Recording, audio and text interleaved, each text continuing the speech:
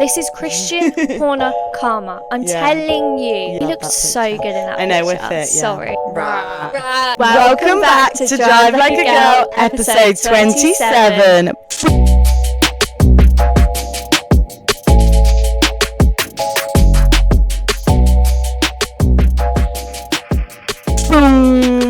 Yay! Hey, Hello. Jess. This is the big one. The big episode. Yes, Silverstone. What in the actual world, Oh my god. It was so good. I think that race was beyond wildest dreams. Yeah, all of my expectations met. Yeah. Do you know what? It exceeded my expectation. Yeah. Not when it comes to Hamilton, but we'll get on to that. But everything else that it gave us. Yeah. It so was good. So amazing. And we actually have a special guest coming in. Yeah. To talk to you about Silverstone because they were there. Yeah. So excited. So stay tuned for that. Right. Should we crack on? Or do you want to talk about what you did first? Because where did you watch the Silverstone race? Well, take me back. I was away this weekend. I think we mentioned it in the last podcast. I wasn't going to be here for the actual race, but I was in Spain and we managed to find, because of course we were in like British you knew Central. You would find. We found a premium sports bar. So we went and we watched Silverstone there, and it was so good and crazy. We met some people that we went to school with there, which is so random. How do you even bump into people I know. in another country, in a town that you didn't plan, or a bar that you didn't plan to go to, and you just bump into childhood friends? Yeah, it's mental. It's insane. So weird, but it was so good that they were there because we ended up having such a good race, and they're really big Formula One fans. So it was cool, like just talking to them about it, and just like a really good vibe. And they had a great table with right in front of the TV, yeah, so nice. we sat with them. So honestly, that was so good. But I got really into it. At one point, I literally stood up and I was like, yeah. And it was so good. I think that's justified. Yeah. Kieran shut all of the windows in the living room because he was like, we have neighbours, Jess. I was screaming. Yes. Like, I couldn't. As you should. And I was by myself. Was Kieran not watching it? He started watching it because I begged him. Yeah. I was like, you don't understand this race. You need to watch it. Like, please, for me. When did he tap out? Like, after a couple laps in, walked away, still heard me screaming and didn't think to come back. He just came back to shut the doors and remind me that we have neighbours, and then didn't carry on watching the race with me. Oh, no. He just, but I can't judge the boy. Look, if you're not into something, you're not into something. Yeah, so I can't, I don't think I can get behind golf. Yeah, like, or if he was watching cricket, Dommy's a cricketer. I know, I know. Yeah. So we sacrifice these things for our partners. But anyway, please let us know in the comments your thoughts on Silverstone. Yeah. But we're going to go through the race. Ours. Yes. We are. I made some notes, as I always do. Walk me through them, Jess. So we just definitely saw the lower teams, didn't we? Yeah. Shining, coming through on the TV screens, getting the time that they deserve on that screen. And actually, I not got to because I don't want to, but I was able to just ignore Charles because who wants to watch him when he's down at the bottom? I was paying way more attention to everybody else. Yeah. Which is a bit sad, but...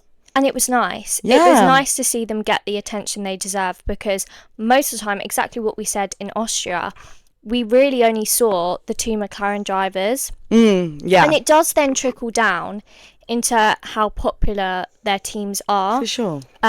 Which I know is obvious, but it made me think even more. Like, there was this one guy in the Silverstone stands, probably the only one dressed in Sauber gear. Yeah. And he went and like screamed and was cheering for Hülkenberg, and I was like, they're just the teams that get missed. Yeah. And they didn't even have enough alcohol. I know. To celebrate. So Mercedes gave them alcohol. And I think so did Aston Martin. Yeah. And it's just like, it makes me feel so sad for them. That's why I got so emotional watching these teams get everything that they deserve because they try and work just as hard as everyone else. It's just so emotional. It's so good. Yeah, you were pretty emotional, weren't you? My God. I actually cried. Look, it's embarrassing, and I know it is. No, it is embarrassing. But I cried like when Hülkenberg was on the podium, and like when he walked out, I actually started crying. I was by myself, so like if I was surrounded by people, I probably wouldn't have cried. But when you're by yourself, you feel like you can kind of cry. Yeah. So I think that Let obviously it all helped. loose. Yeah, I was like, do you know what? I can just cry right now. And I made a TikTok, and like in the back, I showed Kieran of Hülkenberg, and I made a little thing about him being on the podium. And then I showed Kieran, and he was like, you know, you can hear you screaming in the background. I was like, yeah. And we're going to leave it there. Because it's justified. It's justified. How many races? What, 219 or 30 something? I don't know. We've also talked about this before. We should make a TikTok about the clip where we first talked about that, and then like. Well, this is the thing. It was crazy. So it's been 3 episodes now where we've mentioned Hülkenberg. Yeah. And I even tagged, I think in a couple episodes ago, I tagged our Hülkenberg history episode in the comments because we were talking about how he manages to get so far up in the grid when he qualifies so like at the bottom of the grid, like virtually last. He manages to finish like in the points, which is insane. Yeah. And so the fact that he's done this, I feel like it's been coming, but we've not just realised it. I feel like because he's not winning any of the races or on the podiums, no one's noticing how far he comes at the end of a race. Yeah. Until it's come to this podium, everyone's like, oh, one race he qualified P19 and finished in P9, and like, do you understand how insane that is? Yeah. I think so. Anyway. The stat was, this was his 239th start. So what? 238 races, never having been on a podium, and he held that record. Never again. Never again. And I remember when we did the history episode, and I just literally remember when I was doing my recent research on Hülkenberg, I had to triple check. Are you sure he's never been on a podium? Because he qualified P once. Once. Yeah. And we like showed the celebration of that with the team and everything.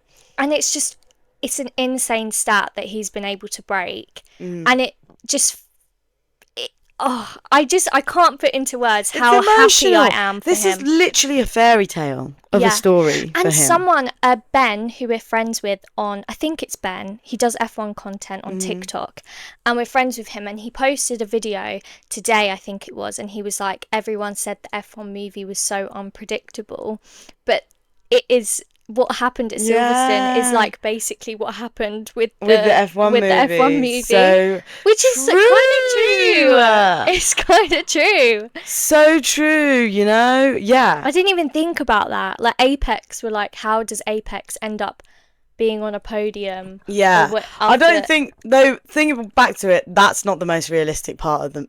no, that's not the most unrealistic part of the movie for me, but true. Yeah. Yeah. But people were saying it's an unrealistic movie, and it's just like, well, that part was... That does happen. True. It happens. This is literally it definitely happened. A Hollywood movie in real life, IRL. Yes. And Hülkenberg came home to his wife, throwed a little surprise. Oh, what was the surprise? I think it was just all his family and friends, and they were just celebrating, and they did like, congrats. Big win. Yeah, because how old is he now? Don't know. Should I quickly Late Google 30s. Wait. Let's Google it. How old is Nico Hulk? 37. Yeah. And he was like, what, 18, 19 when he started? Never give up, guys. Never give up. And I saw Kevin Magnussen was there in the Kick Sauber garage supporting I know. him. And everyone's obviously saying they used to be rivals, and now he's there and he was celebrating. It was such a good day. Such a good day.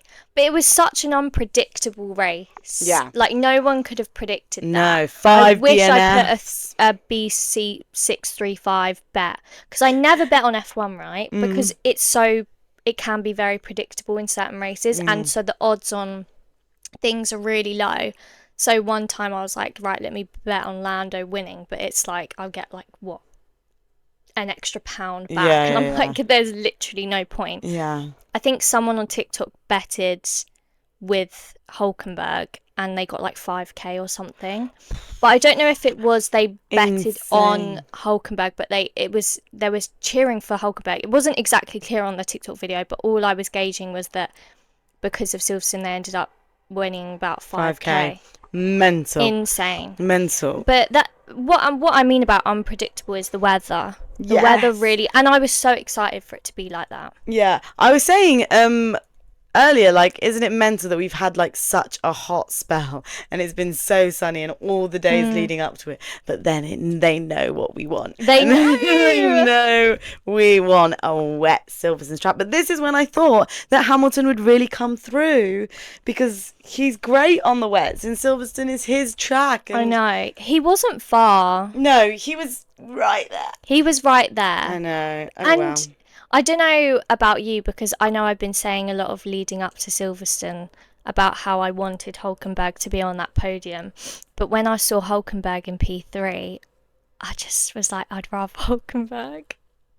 I know, you I'm texted me that sorry. at the time. And I'm I was sorry. like, no, I think it's fine. I was really the whole time cheering for Lewis, and I was really gassed and hoped that he would get there, mainly because I just didn't want to see that. No one did, that yeah. streak end for him, and it was so nice. But if there was anyone that it would go to instead of Lewis, Hülkenberg is the perfect alternative. So I wasn't actually that upset in the end. If it had been Stroll, on the other hand, I might have lost it. But Because he was up there. he was up there. He was in P3 for a while, and I was concerned. Yeah, I was concerned, but then I kind of, again, was like, do you know what? Go on them. Go on them. Yeah. I really did. Yeah, I guess that would be very nice for him. Yeah, because he's had it tough as well. Yeah, I think he's now got the record of longest no podiums now. It's gone down to him, I think. Oh. And he was up there, so it could be close. Yeah. I think, no, I'm being mean. He deserves it. But I just really wanted it for Hamilton. I really, the really wanted conditions it. definitely kept the race very open. Mm-hmm. Very open. I couldn't even believe it by like a couple laps in, like lap 15, and it was Stroll P3, Hülkenberg, and I was like, oh, it's because they're pitting, like, oh, it will go back. The Mercedes were right down there. It just didn't go back down, because everyone their strategies were all over the place. Yeah, and that was definitely, obviously, the weather. Like, people really either misjudged or like judged it perfectly on when to change the tyres from inters to slicks to wets, blah, blah, blah. And some people that really didn't work out for, but some people like Hülkenberg started in P19. Let's remember, he started in P19, and then lap 37 decided to go onto the slicks, and that was just perfect timing. Or was it slicks to inters? I can't remember. And that was just perfect timing to then literally zoom him out through when other teams maybe misjudged it and went on to like the Mercedes absolutely misjudged what to change it onto, thought it was drier than it actually was, and it just completely messed up their whole race. Yeah, because George even spun out because of they changed the tyres, and then he came back on track and spun out. So it was a really hard race. That's the formation lap. Yeah. So I was kind of a bit confused because this is the first time that's happened to me whilst watching an F1 race.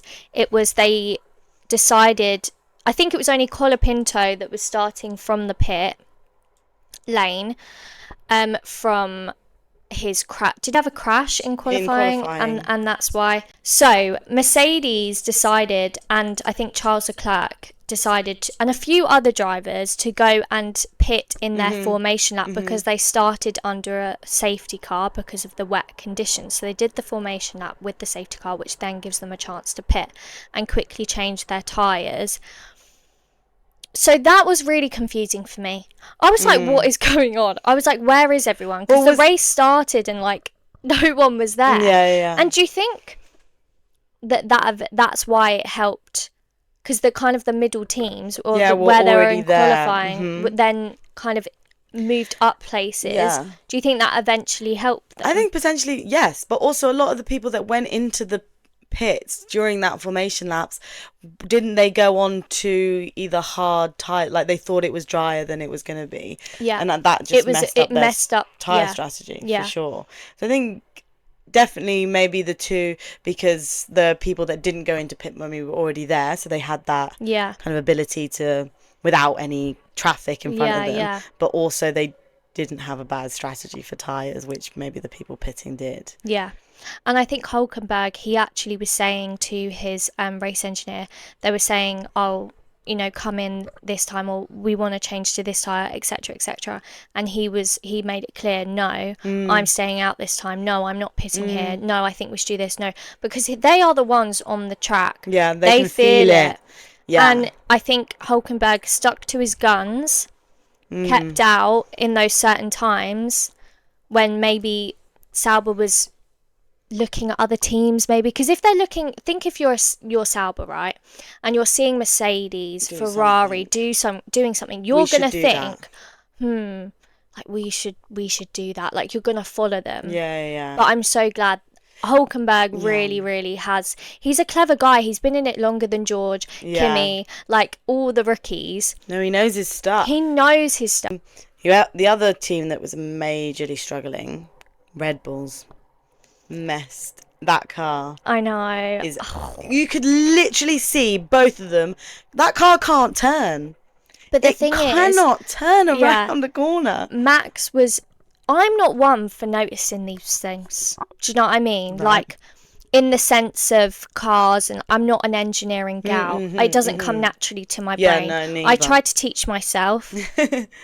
Being a Formula 1 fan, but it can be hard sometimes. But even I was kind of watching it and I was like, he's really struggling here. And I did think, it's obviously the weather and the tyres, but then I'm kind of thinking, but this is Max Verstappen. He knows how to drive in the wet. He knows what he's doing.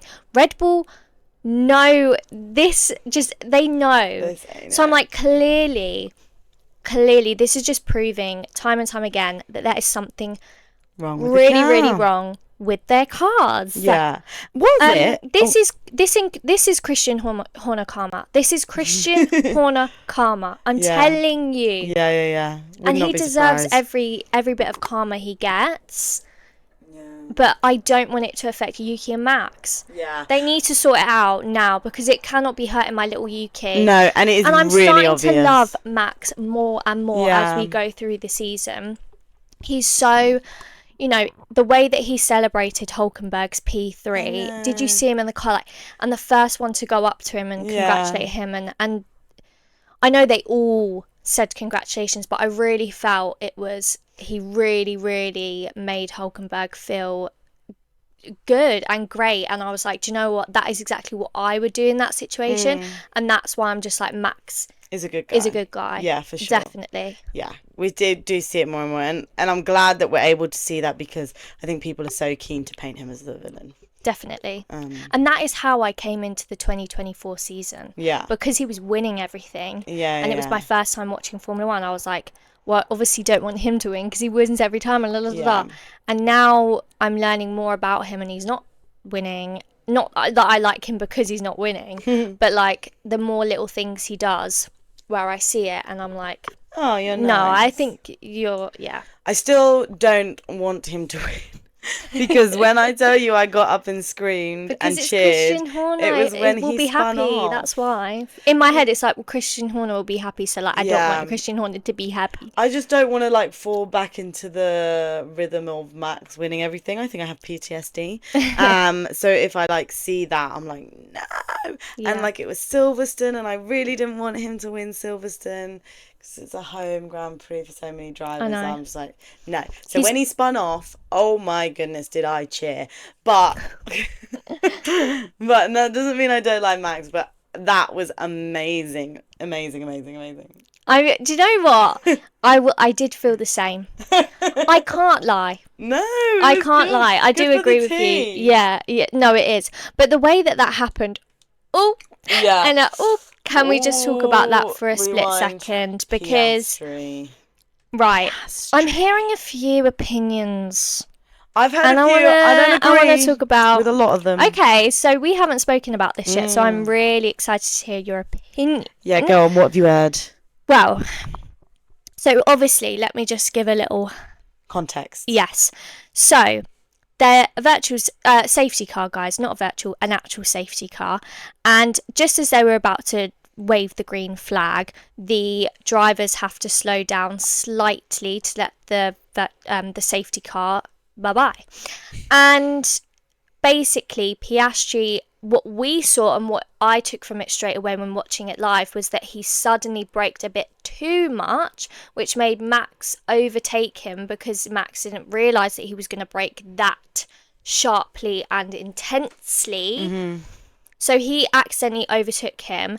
And then as the green light went out, Piastri, that threw Max off. Piastri went for it, and then Max ended up spinning out because of that whole situation with Piastri. He did, though, come out after the race and said it wasn't because of that. It wasn't because of but Max. Can we believe him? Yeah, so he was nice about Piastri in that way.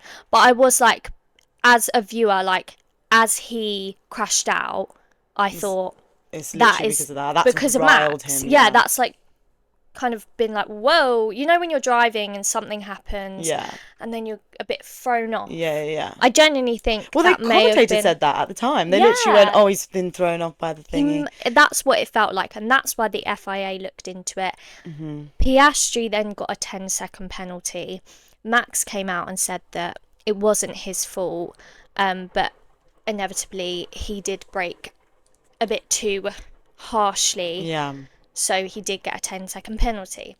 A lot of people are saying that is deserved. My thought process whilst watching it was, yes, it is deserved. Then I have some people at work who are saying the data shows that, and look, I'm just taking these people's word for it. They didn't show me the actual data so I don't know. But they're saying that the way that the speed in what he was braking was exactly the same as any other safety car, and the reason why it looked like that was because Max went a bit too quickly and didn't brake. But I just think, to be honest, I don't think that's right, because they said at the time, I swear, I mean, again, I don't know, but I swear the commentators said at the time they looked at his speed and they said it was very fast, and it looked horrendously fast compared to all the other drivers, and it caused a massive effect, domino effect down the whole grid. And Nico, Lando, and Nico Hülkenberg was further down at that time, and he had to twist out of it and stuff. So and seeing how fast he braked. We did this already, didn't we? Done. Can't remember what it was. But how fast he broke. It was insane. It was really, really fast at the time. And it was very reminiscent, though not the same speed, I think faster than George Russell's a couple of weeks back, who did the same. And I heard a hot take that they're doing it on purpose. Hear me out. Max has 1 point off his super license penalty being whatever the heck. And if he gets that one more penalty on his super license, he has to miss a race. So they were saying at the time, people in the bar that I was watching Silverstone with were like, no, they're doing it on purpose. And they said it to me like it was this is common knowledge. And they're like, it did look like he was doing it on purpose. Yeah, it did look like he was doing. And they were like, no, but they're both doing it on purpose because they are trying to get him to have that penalty point on his super license so he misses a race. They're just trying to get him out. Would they do that? Would they do that? Part of the game. That's what I said. Would they do that? And the way that Piastri was talking in his post-race interviews, he genuinely seemed defeated and upset, obviously, because he didn't win. Very upset. Yeah. And I just thought, is he that evil to have thought that in that moment? But when you're in that environment and you're stressed and it's safety car, the weather, they are all competitors. They all want to win that race. So I don't know. I didn't think it would go down to such dirty driving. Ooh. But apparently. It kind of made me see Piastri in another light. I was like, oh, bad boy. Bad boy. And he was very upset afterwards. And I think maybe unnecessarily so, but I think they've all been there. We've seen them unnecessarily so. No, not unnecessarily so. I think, it's fair to be a bit like, oh, come on, Oscar, it was your fault. Take it on the chin. Fair's that you're upset, your race was ruined, but you're the only one to blame for that. Because he wasn't admitting that it was his fault. No. And the key thing that we haven't mentioned yet is that he asked to swap back with Lando. Did he? Yeah. So he'd said down to the radio, after he'd got the penalty, he said we should swap back. The team said no. And this has riled a lot of people up the wrong way, because they're like, how cheeky and how wrong of him to ask to swap back. How wrong? Because it was his fault, and it was only his fault. Now, I see why in his head, I don't agree, but in his head, he must be thinking, I did nothing wrong, which in itself is wrong. But he's thinking, I did nothing wrong, and I have been leading this race the whole time, and I have been the better driver. Therefore, it is only fair that that position is mine. Now, obviously, that is not right, because it's his fault that he did that, and why should they then give the point back to Lando? And like, no way they're going to do that on his home race. Like, this is definitely the issue when there's two drivers in the same team, in the sense of, if it was Piastri, say for example Lando Norris drove for Red Bull and Piastri was McLaren, and Piastri was like, I shouldn't have got that like 10-second penalty, like we need to escalate this to the higher ups, you know, get that, see what we can do. And the team, I bet the team would have said, like, yeah, go on. But of course, they're not going to do that. So I can understand why, in Piastri's case, he would be annoyed at the team. Like, I obviously don't know if he is or what he's annoyed. He could be annoyed with himself with the whole situation. It's just all a bit unlucky. But he's obviously, the team are not going to give you the place back or try and question that 10-second penalty to the stewards or the FIA after the race, because they would then take that win potentially away from Lando, and there's no way in hell that they would do that. But if he was in another team, would they have done it? Yeah, probably. So then it's like, where does the... Do you get what I'm trying to say? Like, where in... Not the ethics, I don't know what the right word is, but where does the team... How do they make that decision? Because they're... Do you know what I mean? Yeah, they're in such a... But this is what we continuously situation. come back to in their very difficult situation where they've got two number one drivers. Yeah, because then some people on the team could be like, no, well, we should escalate that 10-second penalty. But then some people might think, but we can't. Like, they can't, because then they can't take that away from Lando Norris. Yeah. And they've still got a 1-2. You know, they still got the max points that any team could get in a race. Yeah, do you know? Sure. I agree. Tricky one. Yes. But I don't agree with Piastri on this occasion. But I do understand his frustrations. 100%. But so many safety cars, guys. Like, in the first couple laps, I swear, lap 4, and there was about 5,000 trillion safety cars. I think there was like 2.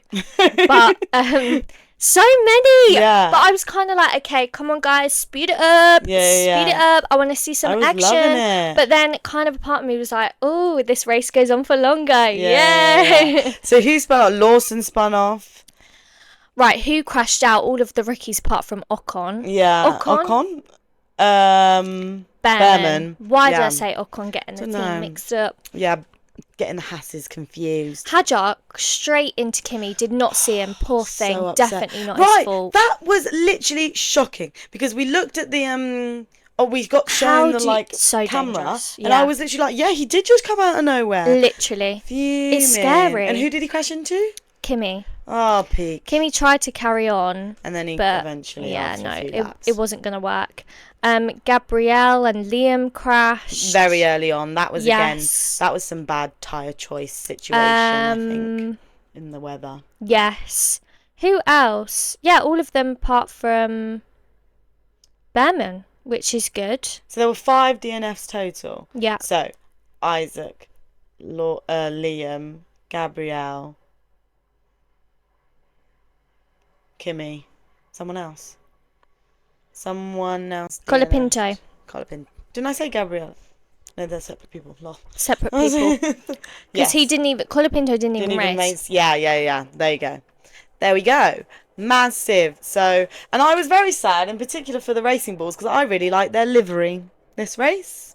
They did the whole, like, spray-painted situation.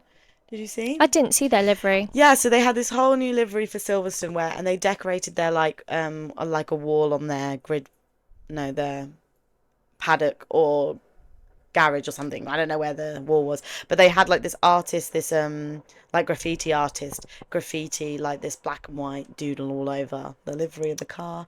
Doodle? Really cool. Yeah. Was it Mr. Doodle, literally the Doodle? I don't who's know. got that thing with the tissue brand and done a tissue brand with the doodles. The guy that literally does with the big fat thick pen. I think it was a spray painter guy, but yeah, but it was the same Mr. style. Doodle came to my sixth form. No way! And did us a lesson. This was years ago, like 2017.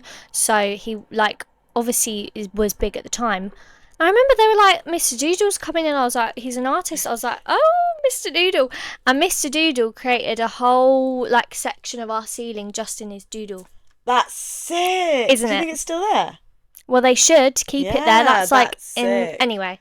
That's so cool. But that's a shame it wasn't Mr. Doodle. Yes, but it was esque, and I really liked their little bit of drama with the Aston Martin team. Oh, because Stroll was obviously up there, P3, slaying away.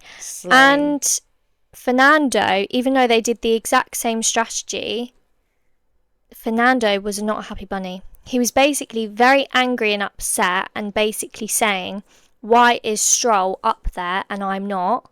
What are you doing different with his strategy than you're doing to me?" And they were kind of like, nothing.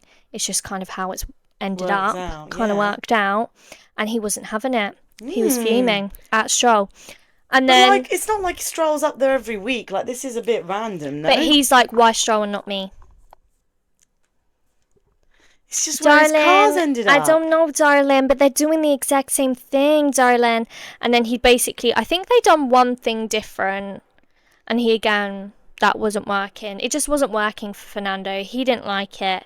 The fact that it was working for Stroll and not him.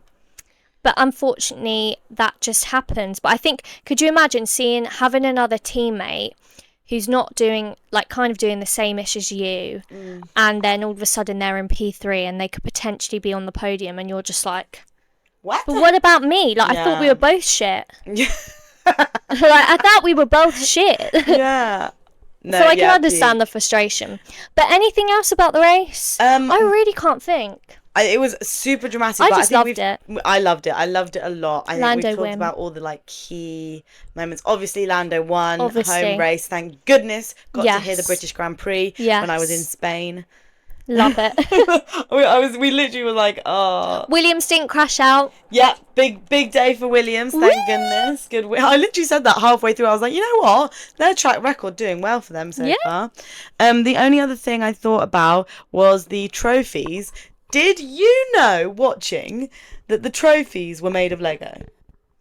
Well, I heard them say it, but I was confused. I thought they got one real and one Lego.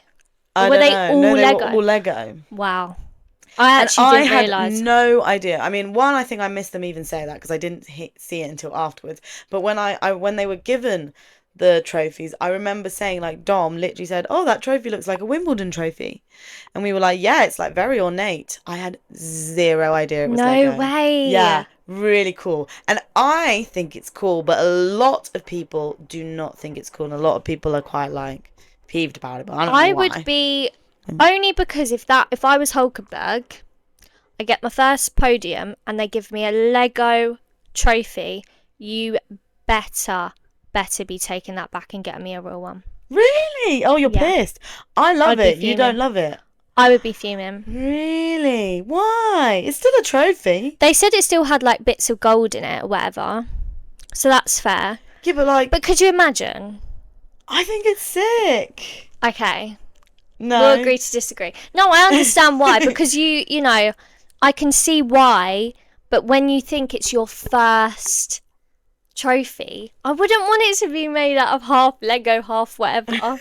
I would want the full thing. I guess. But I get what you're saying. It is cool. Yeah. I just see the trophy as a... And Lando got cut on the face. Because a photographer fell on him. Oh, it looked so bad. His face, he was like, oh my God. I know, yeah. And then if I was that photographer, I would literally... I would never return to work. It's not the first time that Lando's had that exact same injury. Remember last year he got an injury on his nose after celebrating in Amsterdam too hard because he had and it's basically the same. And he's broken a trophy before on the podium multiple times. Literally, anyway, not a good look. But I think that's everything I had to talk about the race. But Should we talk about what else we did last week in the build up? Yeah, so it was build up to Silverstone, and we did mention, if you're a true fan and you watched the last episode, you should know that we were going to the fan zones. Yeah, boy. Yeah, boy. We had a full-on afternoon Woo! of it. I made a TikTok about it, so you should go check it out. But I will tell you things now as well. So I took a half day, luckily for me, because I was like, I can't miss Williams, I can't miss James Vowles, I can't miss Alex Albon or Jenson Button. I just can't do it. So I got this half day. Didn't anticipate that the venue would be so small that they would have to shut it off very early. People arrived at 7 a.m. and I was just going to go on my lunch break, so I was even more delusional. I was literally like, yeah, Jess, I'll just join you on my lunch. And then we could just quickly pop in, see Alex Albon and go home. No, darlings. We just don't anticipate these things. It's like when we went to the F1 arcade for the first race of the season and we were just like, we're so getting in. No, you have to pay. No, darling. Yeah. No, darling, you're not getting in. Also, when we went to the F1, what was it called? The F1 experience. What was it? Exhibition. Yeah. And it was like, this will only be an hour and a half. We were in there for nearly 4 hours. That was crazy. That was a bit intense. But it needed to be 4 hours. I don't know. I don't know how you could do that in an hour and a half. No way. But anyway, so we started off, we get to the Williams fan zone. Okay, the venue is tiny, but we don't get in. I join this queue because it's kind of a queue, kind of not. There's like a group of huddled bits of people right at the front, and then it kind of went out into a line of queue, and then like a queue of people kind of filtering round. It was in Piccadilly Circus, so around the area, and I was kind of still close to the front, so by the time I got there around 12ish, so I thought, oh, this is great, I'll just wait in line. And then I hear this woman at the front shout, I'm not letting anyone in. You cannot come in. And this is not an official queue. This is not an official queue. And when she said that, well, everyone was like, fuck this queue. And just like, that's why everyone then started piling more and more into like a crowd of people just huddled at the front. Yeah. But there were still people like me queuing, kind of like, I don't want to be rude. But anyway, so they weren't letting anyone in. So a lot of people left. So I got further to the front. And then I texted you and I said, I really don't know if we'll get in for Alex. So at this point, I knew we weren't going to make James Vowles and Jenson Button. I thought we'll get there earlier for Alex. What I didn't realise was once you're in, once the Q&A start, they're not letting anyone out. So they're not letting anyone in, anyone out. So if you wanted to see Jenson Button and James Vowles, you then had to stay for Alex Albon. I'm sure they would have let you leave, but then it didn't give anyone else outside the opportunity to go in and see Alex Albon. There was a girl there with a printed out poster just for Alex Albon. She was right at the front and they just wouldn't let her in. She was this little girl and she was like, honestly, I'll just stand at the back, I won't make any fuss, I won't make any noise. And they were like, if we let you in, I would lose my job. Would you? Don't think so. I don't think so. But anyway, so we didn't get in. More of the story, we watched it and heard everyone screaming from the inside. And basically they were saying, you can wait here, but you can only then, once we get all of the stars out and everyone watching out, then you'll have to wait and we can finally let you in to do the rest of the fan zone experience. Yeah. So we were like, we might as well wait for that. So we did. And we're hearing people cheering, so they're saying, why don't you watch it on our live stream? We did. And when we watched it on the live stream, that's when we saw how big the venue was. Yeah. And I was like, no. And then when we finally walked in, once everyone had left, whatever, I was like, yeah, no way will we getting in. No. Silly. It was small. Next year, maybe they'll realise they've got a much higher demand for it. Yeah, and you've got Carlos Sainz now as an F1 driver. You need to have big space. Yeah. Yeah, for sure. Big space. I ended up just working outside until we got in, and then I was working in there. But it was good. Once we were in, I actually liked a lot of their merch. I wish I could afford that jacket that I tried on. Yeah. 200 quid, maybe not, but the jacket's unreal. Yes, so the hat's cute. Unreal. Yeah. We took a little selfie, posted it on Instagram if you want to have a look cute, at that. Yeah. Very good picture. Yeah, we looked so good in that I know, picture. with it, yeah. Sorry. What the hell? And we did the simulators because obviously we were right at the front, so we were one of the first people in. So we went straight on to those the simulator. simulators. We didn't have to queue or anything. No. Did a little racetrack. What was your time? 1:48. I was like 2:20. Yeah. So bad.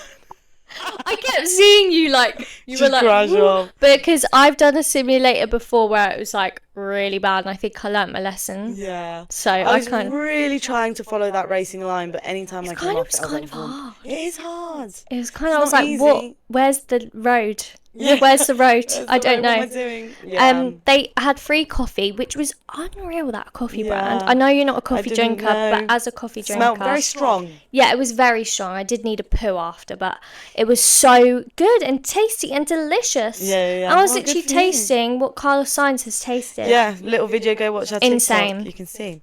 And then we went to the McLaren fan zone. Yes. Which we were so lucky with. I know we have to probably move on, but like the McLaren fan zone, I was not expecting in my wildest dreams to have seen Lando, Oscar, and Zach Brown all up close in the The flesh. junior team, the F1 Academy Yeah. driver, the CEO of Formula One, Martin Brundle, Will Buxton. I mean, everyone was there Yeah. who you would want to see, and we did not expect to see anyone. We thought they all would have left because they'd done the livery in the morning. We obviously missed it, so we just thought we were going for some music, and they did have live music, and all of a sudden they're like, and here comes one of the drivers who you know really well, and then just like brought out Lando Norris, and like, and we lost our shit. It was so good. So good. such a good event. Yeah. So much bigger than the Williams They event. took It was over the whole whole of Trafalgar Square. Square. Insane. The Really money good. you would need to do that. And it was The free. money. Everything was free. Obviously not the not the drinks. drinks or or the anything. merch. But But everything else, we got a little wristband, we got a little card. which I have all your stuff here, by the way. Yes, you do. We got free stuff in Williams. We got a free poster. Like, there was loads of free stuff you can get. Yeah, You don't which have was to fun. buy everything, which I really enjoyed. And overall, fan zone, so good. I will be going to more of them because Yeah. obviously we can't afford, like, for races this year. We should just try and go to as many F1 little things to do around London yeah, it because was I so honestly fun. had the best day. So good. Anyway, Right. Shall we get in our special guest? Yeah, we shall. Let's bring her in. So, welcome our special guest. Yay, I just had a nervous week. No, that's so silly. So you're actually our first guest. Yay! How do you feel? I feel special. Yeah. Very You special. are special. You are special. Well, if you have followed our TikTok, you have maybe seen Paige before because you Yeah. have been on our TikTok I have a few been times. on TikTok. But Paige is a massive Formula One fan as well. And she has just been to Silverstone. It was the best weekend ever. Was this so this was the Ever. first time? First time. So I went with my mum, dad, and brother. My dad and brother have been multiple times in the past. My I mum. didn't know that. Yeah, And multiple. they're what team do they support? Ferrari. Bad weekend for them. Ooh. But my mum had no clue what was going on. It was she has no idea. Isn't she Williams? Yeah. Well, no, I feel like she just supports whoever's winning because she changes her mind every week. So, Williams are not winning. No. well, she was Oscar Piastri fan this weekend. Oh, right. There you Yeah, go. but we love someone who supports every driver. Yeah.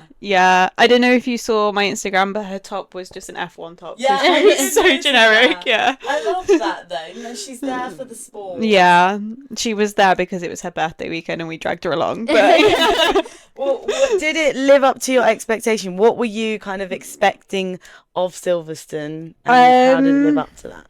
honestly, I have no idea. I was very, very excited for it. I was very excited to see like the actual race live because it's so different from watching it on the telly. Yeah. Can you just explain as well what it like if you prefer it on TV than live on a race track? I think I prefer it live on a racetrack. Yeah. Really? Yeah. Because like half of me wants to say on TV because you actually see all the action as it's happening. But on the racetrack, I mean, it did help we had grandstand tickets and like for Friday, Saturday, we could rove in any grandstand. So we got to see like the track Right. from multiple positions.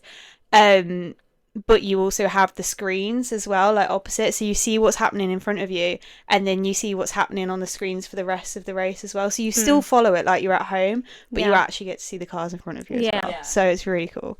Are they like super fast? Honestly, they looked slower in real life than they do on the screen. Yeah.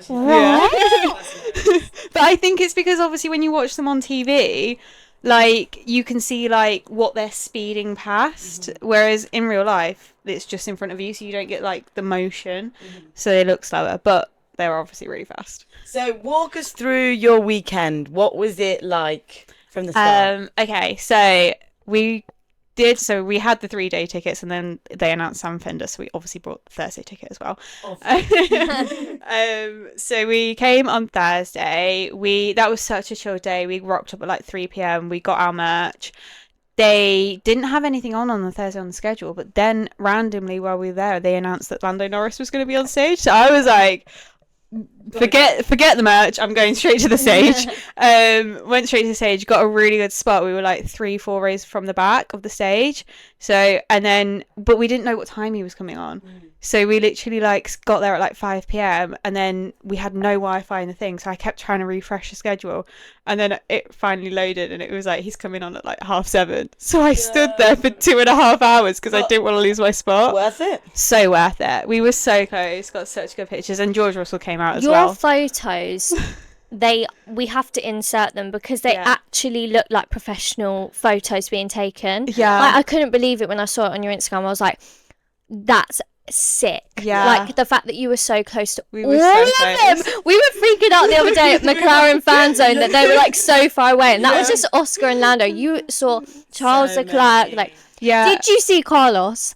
No, I did. Yeah, we weren't close to him though because the Williams team, so Alex and Carlos, came on the stage. I can't remember what day it was, maybe Friday, but we were about to head to the grandstand, so we just caught them as they came on, but we saw them just from afar. But yeah, that was cool. Mum kind of was like, I want to see that one, so that was cool.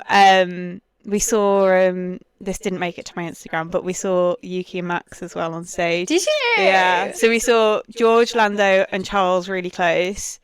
And then we saw Yuki and Max quite close. We were still in the crowd for that.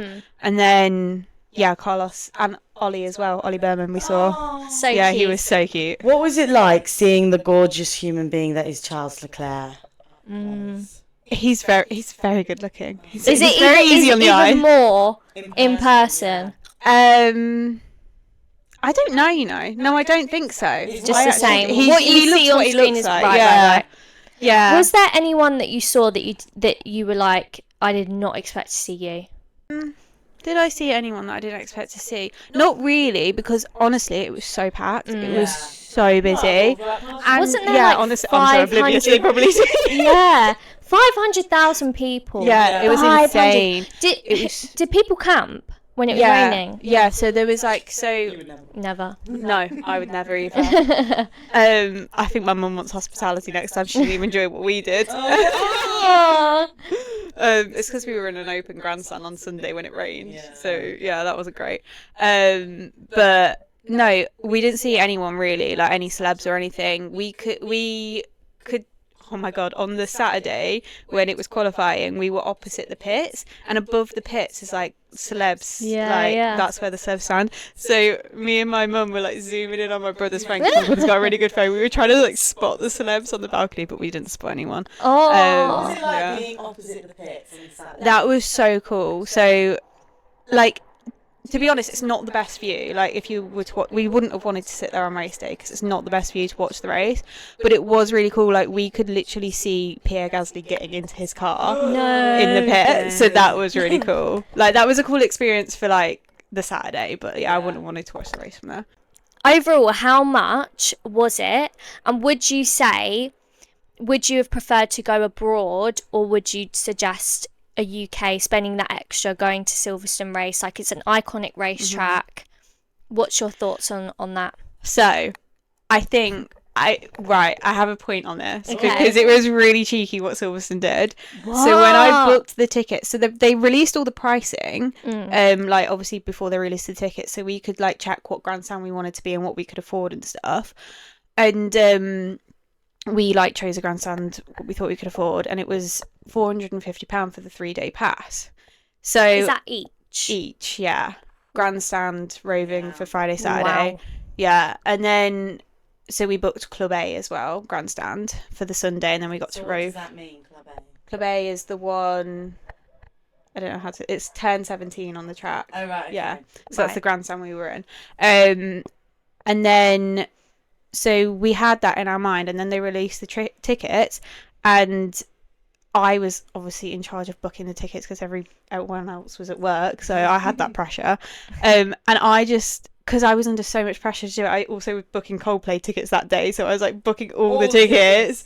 So I just got on it, and I just went straight in, put 4 tickets in my basket, didn't even look at the price because I was like, I know these are the ones we want, checked out, and got the tickets. And then I phoned like my family to be like, I've got the tickets, this is how much it was in total. And my brother was like, that doesn't seem right. And I was like, what do you mean that doesn't seem right? And he's like, well, that doesn't equal to £450 each, that equals to £550 each. And I was like, oh crap, I've just spent an extra £100 without realising, like each. And then I kept checking back, and Silverstone was increasing the prices like throughout the day. So like by the end of the day, Club A, the one that we booked, was then like £750 by the end of the day. So they released it saying it was going to be $450, and then on the day it was actually so I think originally it probably came out as $450 because people that were camping got like an hour early access, so they probably got their tickets for $450, and then by the time I got on the site they'd already increased. And then they were increasing throughout the day. So that was a bit mental. So anyway, we got the tickets, £550 each for 3-day pass grandstand ticket. And then obviously they released the lineup, and Sam Fender was playing on the Thursday, which I really wanted to see. So if you had a 3-day pass, it was an extra £50 for that Thursday, or the Thursday ticket alone was just £100. So oh my god, I didn't realise you needed tickets to see Sam Fender. No we have way. to get into the track. Yeah, but like Mental, right? wow. Yeah. But Okay. 50 quid by the time you've already spent 550. 50 It's it's nothing. So we spent Nothing. nothing. also a Sam Fender concert on its own is like 100 quid, so you're saving money really. Did you see Ray? No, we did want to stay, but they were just such long days. So we were just, and we had my mum with me. Like she wanted to go. So did you stay in a hotel nearby? So we stayed in the Airbnb nearby. So we also had to pay for that. So I think we paid £600 for the tickets, and I can't remember how much the Airbnb was, but I think it was like 200 each, maybe 200 each, 150. 200. So it's a lot. It's a lot. Yeah. And would you say you would prefer to spend that money abroad maybe another time, or is Silverstone like just such a good As in an abroad Grand Prix? Yes, sorry. I think for my first race, Silverstone was it. Like I don't think I would have. For my first race, I don't think I would have. I would have preferred to spend the extra money and see my home race. And it was a very good home race. Like You honestly tell us about. So what did you see happen right in front of you? Tell us. Right in front of me. So we were on Club Corner. So where Oscar Piastri got that penalty for stopping in the safety car was on Vale, which was like, so Club Corner's here and then Vale is here. So Vale, they were coming down towards us, and then he braked, and then Max Verstappen spun out. That happened all in front of us. No way. Yeah, so that was really cool. How did you react to that, seeing that in person? We were on our feet, like we were like, like the whole grandstand was just like, oh my god. It must be so nice being around everyone else who has the same thoughts and feelings, where you can just like scream, you know, because when we're at like a pub or something, like watch it, you're like, you can't really say anything, or if you're like, well, that must have been so good. Also, it was just so funny as well, because obviously I was sat with my whole family, and we all are supporting different people, and it was just so funny, the different reactions when Oscar got his penalty. Obviously, like, I'm a Lando fan through and through, so I obviously wanted Lando to win, especially at his home race. And my dad and brother, well, my brother mainly is more of an Oscar. They're both Charles Leclerc fans, obviously, but he wasn't doing very well, let's be honest. So they were both like kind of backing Oscar. So then Oscar got that penalty, and at the same time my brother and dad went, oh, for God's sake, I went, yes. It was so funny, the different reactions, but yeah, it's crazy. Okay, so we did lose some footage there. That's why it just had our logo on the screen. But we're back. Pages, pictures. Yes. But we're back. And we want to ask you next about tips and tricks for Silverstone. Anything you recommend? Anything for future? You wouldn't recommend? Anything you wouldn't do? So, well, not really big. Well, actually, yeah, probably the big one is on Sunday. So the tickets obviously we booked. We had roving grandstand Friday, Saturday, and then Club A seats on Sunday. And so it was so hot Friday, Saturday, and then it obviously poured it down on Sunday. And so weird, on Friday we were in Luffield grandstand, which had a roof on, but like it created some sort of wind tunnel, and so it was such a warm day, but we were absolutely fucking freezing up there. Like, so we were like, oh, if it's really hot on Sunday, we don't want a grandstand with a roof, which we knew we didn't have, so we were like quite happy with our choice. But then obviously on Sunday it poured it down and we all wanted a roof. So it was like, it swings and roundabouts really, because we were like, on a hot day we wouldn't want a roof, but then obviously we wanted a roof at the time because it was pouring it down. So like, you can just never predict that. Like, but you had, so on the Friday and the Saturday you had a roving ticket. Yeah. So did that mean you could sit in any grandstand? So I can't remember exactly what grandstands we sat in where, but we sat at Beckett's for one of the practices, which was honestly a great view. Like, I think next time we go, if we go again, we want to sit there because it was such a good view. You saw so much of the track, because obviously like it's this bit here, so like you see two sides of the track basically. So that was such a good view. We did Luffield, which again was like a great view. You didn't see too much of the track, but what you saw was really close, and it was a corner, so like again, like great action happening there. I think we sat at Woodcote at one point, which again was a good view. And then obviously qualifying, we sat at Abbey A, which is opposite the pits, and like I said before, like great experience opposite the pits, but we wanted to sit there on race day because it's not the best view. Where we sat Club A on race day was actually insane. Like, I think we, other than not having a roof, I think we actually I'll give it a 9 out of 10. Like, ooh. Beckett's is probably a 10 because you can see so much of the track, but we were so close to like the drivers, so that was really cool. And there was a lot of action happening on the straight at Vale, so we saw all of that too, so that was really sick. Cool. How early do you have to get to the different grandstands to like get a seat, or are you like guaranteed a seat? How does that work? Assigned seats? So on Sunday we're assigned seats, okay. But we not any of the others. No. Right. So Friday and Saturday we just walked in and sat anywhere, but feel like either people just had a Sunday ticket, or like a lot of people were doing what we were doing and just sitting in different ones, so there was always space. Obviously, like, my dad's done general admission before where he's not had a grandstand, and we were like so scared for the traffic, like getting there, because he's done it before and like obviously had to leave really early to get a spot in general admission close to the track. So he would leave at like 6 in the morning and be stuck in like 2 hours of traffic and stuff. Whereas we were leaving at like 9 a.m. and getting there for like 9:45. Like, there was no traffic. What? There was no traffic. And then on Sunday as well, we left at like 9, got there at like 9:45, had like a 15-minute walk to the track. So like probably got to the track around 10 a.m. And there was actually nothing going on until 11, which was the F2 race. And it just poured it down at 10 o'clock, and we were just stood there with umbrellas because you couldn't move in it. It was raining so hard, so we just stood there with umbrellas over us, like, what do we do? Like, we can't do anything until like the F2 race is on. So honestly, I wouldn't have even got there that early if it was up to me. Yeah, that's mental. Wait, how did you have no traffic? Like, it was, I actually don't know. Like, my dad was fully expecting traffic.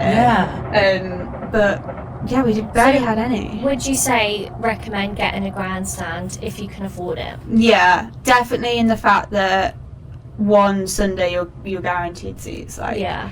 And it was really cool on Friday, Saturday to see it from different point of view. But it's obviously a lot more expensive than general admission. I think I'm not really sure, but I think a Sunday like general admission is what, 150 quid.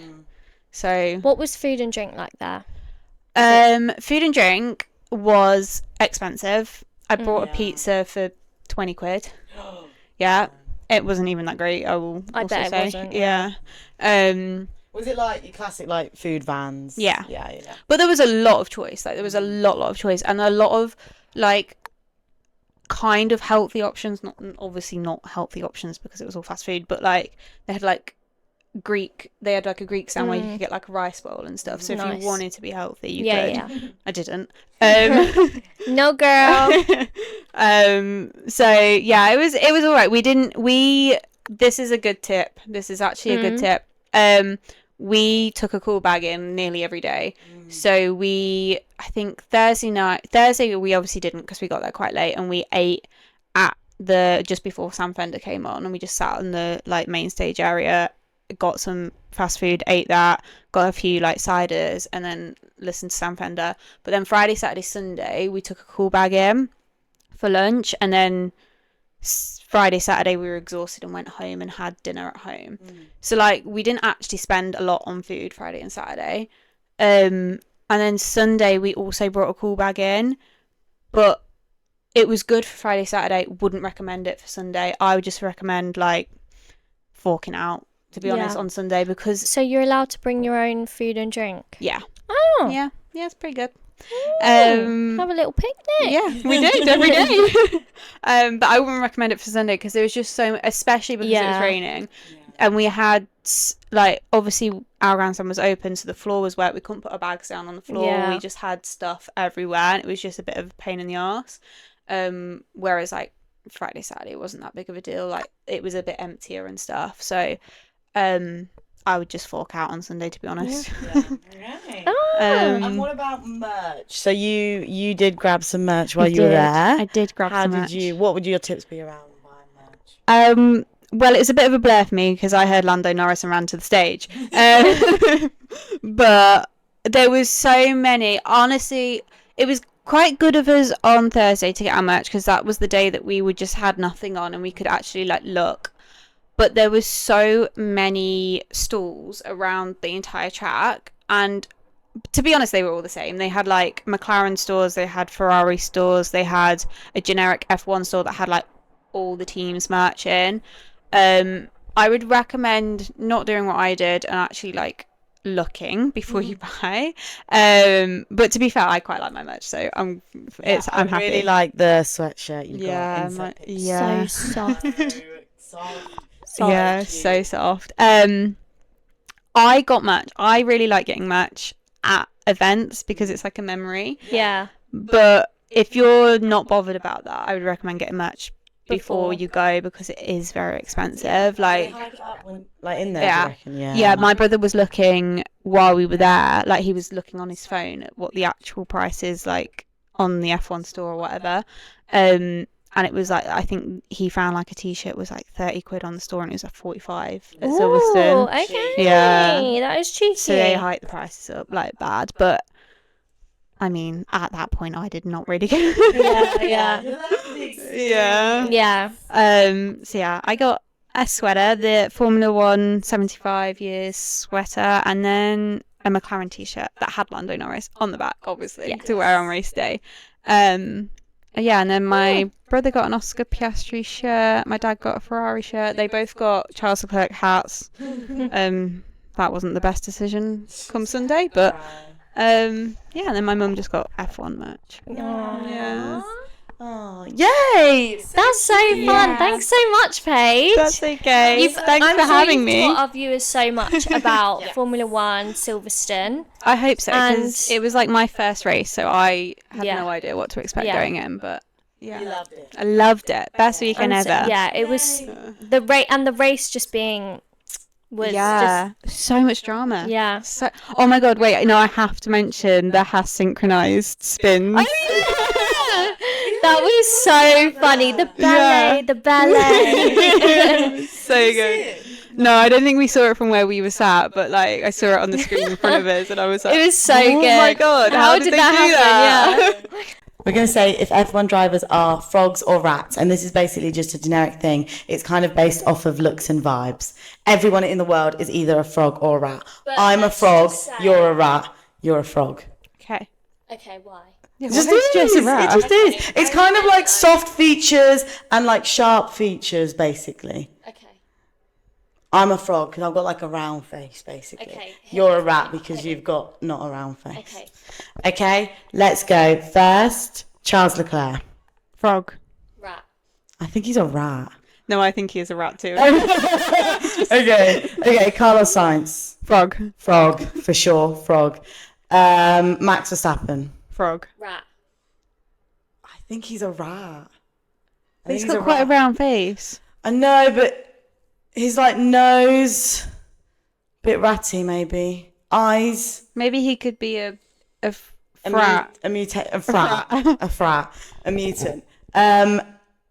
Esteban Ocon. Frog. Rat. I don't think. I think he is a rat. I think he is a rat. He's giving squirrel vibes, and squirrel is more rat. Squirrel. Okay. I think. Oh, he does give squirrel. I wish Yeah. that was one. Yeah. Yeah.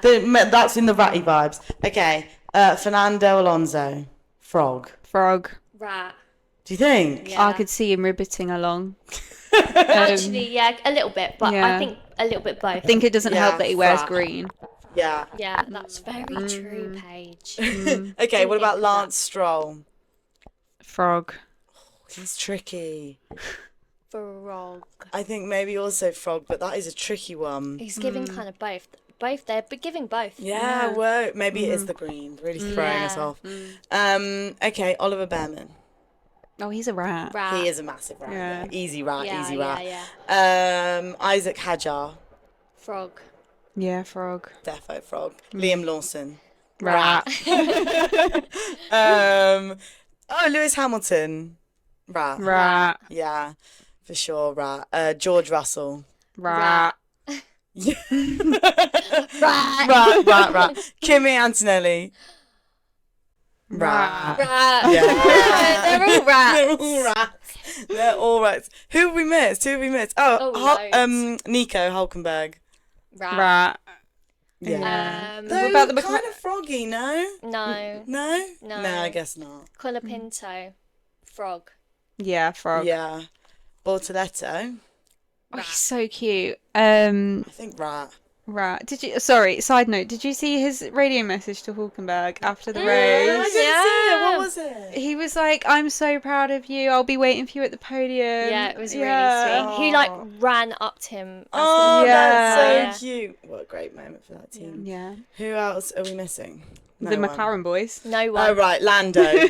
Rat. Frog. They're both rats. Frog. No, Oscar's a rat. Lando's a frog. Oscar's a rat. I feel like Lando's a bit in between. They're both rats. To me. And on that note, And on that note, thank you so much for watching. thanks so much for watching, guys. Like, subscribe, comment. If you went to Silverstone. Or Yeah, if you tell us how you found it. Give us some Yeah. tips. Let us And- know. Yeah, we'll see you in the next episode. Bye. Bye.